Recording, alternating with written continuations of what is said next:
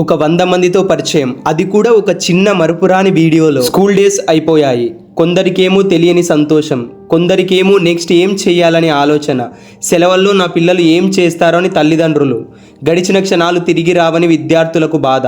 తన ఫ్రెండ్స్ని దూరం అవుతున్నాము అన్న ఏదో తెలియని బాధ. అందరినీ మిస్ అవుతున్నాం కదా అని కూడా అనిపిస్తూనే ఉంటుంది.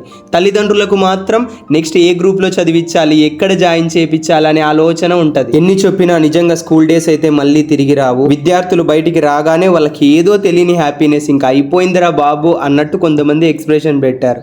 కొంతమంది చూస్తే ఆల్రెడీ ప్రీ ప్లాన్డ్గా ఉన్నారు.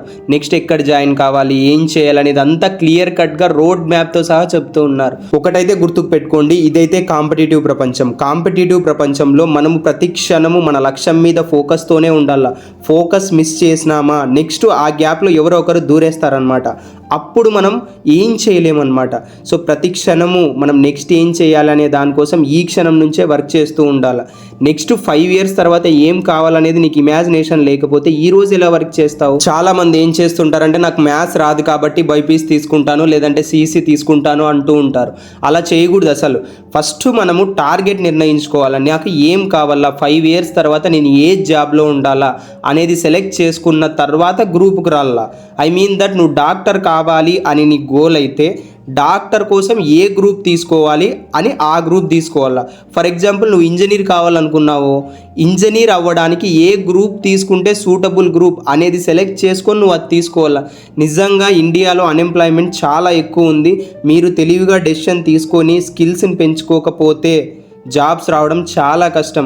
మీరే చుట్టుపక్కల చాలా మందిని అబ్జర్వ్ చేయండి, ఎంత చదివినా జాబ్స్ మాత్రం చాలా కష్టంగా ఉంది. తల్లిదండ్రులకు విద్యార్థులకు చెప్పేది ఏమిటంటే వెంటనే ఏదో ఒక ఫ్రీ ఎగ్జామ్కి అప్లై చేయించండి. మీరు కోచింగ్కి ఎక్కడికి పంపించకుండా డైరెక్ట్ ఎగ్జామ్ పిలుచుకెళ్ళి రాయించండి. అక్కడ సీట్ వస్తే ఎంత హ్యాపీ కదా. దాదాపు 2 లక్షలు ఉండాలి. ఇప్పుడు ఇంటర్ ఎక్కడ చదవాలన్నా మాది ఎన్ఎస్ఏ కోచింగ్ సెంటర్ ఉంది కొత్త చెరువులో. మీకు ఇంట్రెస్ట్ ఉంటే వచ్చి జాయిన్ చేయించండి. అతి తక్కువ ధరలతో అన్ని కోచింగ్లు ప్రొవైడ్ చేస్తూ ఉన్నారు. 5 years నుండి ఇక్కడ రన్ చేస్తూ ఉన్నాము. చాలా మందికి సీట్లు కూడా తెప్పించాము. చుట్టుపక్కల అన్ని చోట్ల కంపేర్ చేసి ఎన్ఎస్ఏకి రండి. బాగా రాసినావా? అన్ని రాసినావా? పేపర్ ఈజీగా వచ్చిందా? అప్లై చేసినారా? ఈజీగా వచ్చింది. ఏం అప్లై చేసిన? ఎంజేపీ అన్ని రాసినావా? అన్నీ రాసి.